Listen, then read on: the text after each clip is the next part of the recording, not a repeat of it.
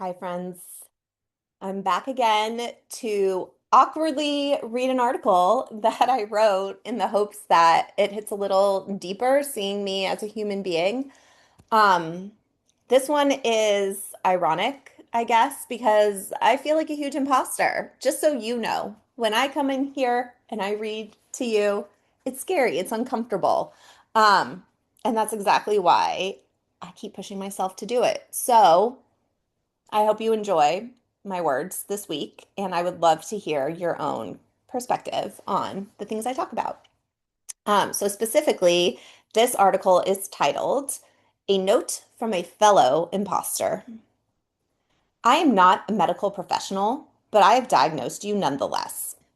My data is sound, robust, and personalized to your bespoke circumstances. You are exhausted, anxious, irritable, avoidant, even shameful. Everyone around you has it so much more together, and they deserve their successes. You, on the other hand, you are on the brink of being found out, discovered, caught with your pants around your ankles. Yes, you, my friend, are suffering from imposter syndrome. And you are not alone, because over the last 6 months, I have coached and interviewed dozens, maybe hundreds of people, all of whom are successful at various stages of their professional lives. In this space, imposter syndrome comes up often, typically as something shameful, an experience to which powerful execs don't want to admit. To be fair, I have worked with executives in my corporate life who do not suffer from this affliction, at least not outwardly. In my experience, these can be people who don't require imposter syndrome in order to thrive because their life force is built on those they've sucked dry and thrown under the bus. People like this can seem like effective leaders on the surface, but in reality, they lack the self-awareness to even consider imposter syndrome, to question whether they are doing the best they can possibly do, and to worry about ways they can be better. Everyone else needs to improve, evolve, get on board. I've said this before, and I'll say it again. Classic bad HR. But we can do better. We can learn and grow and fake it till we make it. We can build companies that don't feel yucky to work for. Because while so many of our professional choices seem like they've been stolen away in the dead of night through ongoing layoffs and uncertainty, we still have the option to choose authenticity, to choose integrity. And ironically, imposter syndrome can shapeshift into a tool that keeps us honest, authentic, and whole. Like most of life's curveballs, the key to success is in how we choose to lean into the chaos versus avoiding what our internal sensors are trying to teach us. While unpleasant, there are so many reasons why imposter syndrome lingers below the surface, urging us slowly towards success.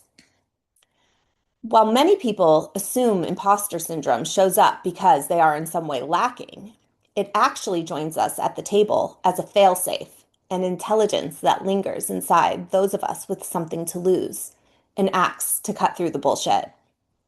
And the more I've seen this play out across leaders, founders, and brilliant professionals, the more I realize an obvious trend when it comes to imposter syndrome. Imposter syndrome doesn't target the weak. It targets the good. It targets those of us with AI, authentic integrity.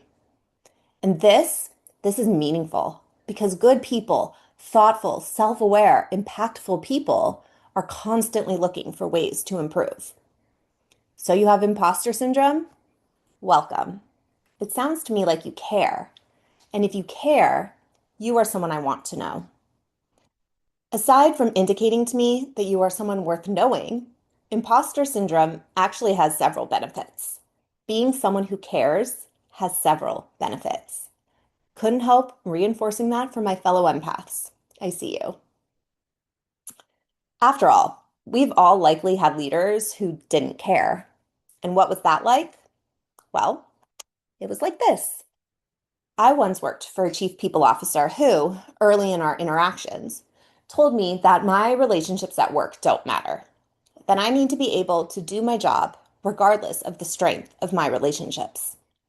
She also told a colleague of mine that the least favorite part of her job was relationship management. This is the worst chief people officer I've ever worked for. And from what I hear from those still shackled to her brand of corporate bullshit, things have only deteriorated further. Why? Because instead of leaning into imposter syndrome, she decided that the skill that did not come naturally to her was obsolete. Instead of self reflecting and exploring how she can improve and become better, she rules her organization to value her strengths and belittle her weaknesses.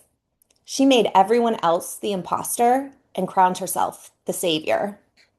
I don't work at this company anymore.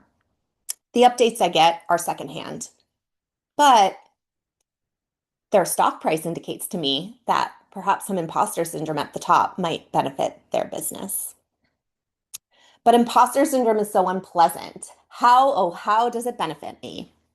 Imposter syndrome tends to stop us in our tracks, to create fear that we aren't good enough. And some of us choose to stop there. But what if we didn't? What if instead we proceeded with caution and kept an eye out for what it all means? Wouldn't it be amazing to have a tool, a built-in function? Imposter syndrome. Imposter syndrome, if we're attuned, forces us to self-audit, slow down, produce more thoughtful work, and stay more aligned with our values. Said another way, it helps us avoid becoming malevolent rulers who only see value in the skills we already possess. According to the Dunning-Kruger effect, there is actually a systematic human tendency for people with low ability in certain areas to overestimate their assessment of their own competency. On the contrary, it can also describe the tendency of high performers to underestimate their skill. Perhaps because they've spent so much energy learning, high performers recognize the vastness of any given topic and the insignificance of any singular human in scratching the surface. People with imposter syndrome don't assume that their lack of skill or knowledge indicates low value because they aren't doubting their ability. Instead, they actually understand the stakes and are acting accordingly. The stakes for the business, yes, but also the stakes for personal growth. Oftentimes, self-doubt acts as an internal compass, an itch to stretch in a new direction, or a sign that you are in the middle of a metamorphosis. In fact, my experience coaching executives has shown me that feelings of imposter syndrome spike when someone is growing and realizing what they can actually accomplish. It's scary, it's terrifying, it's mesmerizing. Jump in. Or dip your toe. Because while I stand firm that imposter syndrome is a benefit, not a curse, it's important to also be aware of the limitations.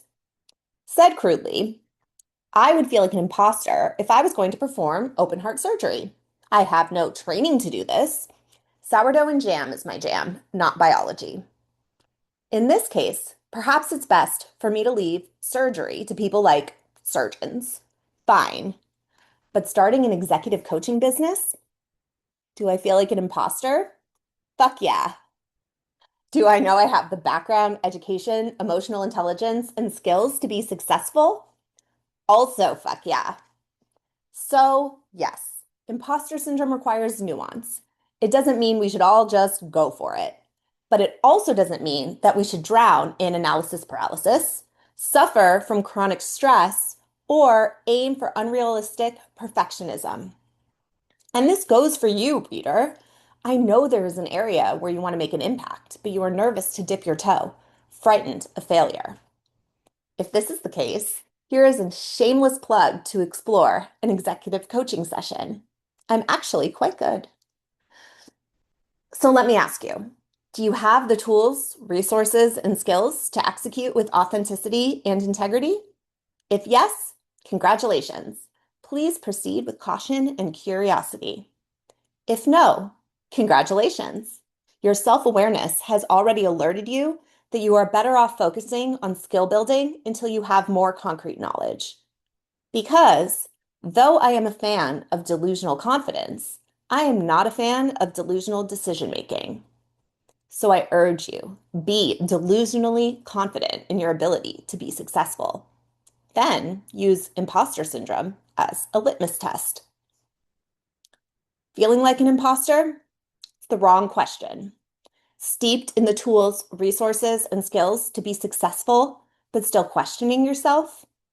Name your imposter syndrome, put on your big girl pants, and put yourself out there. You are already several steps ahead of so many successful executives who lack the self-awareness to grow themselves. You are the leader we need. I hope you enjoyed this, if you made it all the way to the end. And I hope that you don't feel like an imposter or think I'm an imposter from watching this. Thank you guys so much. I'll see you next week.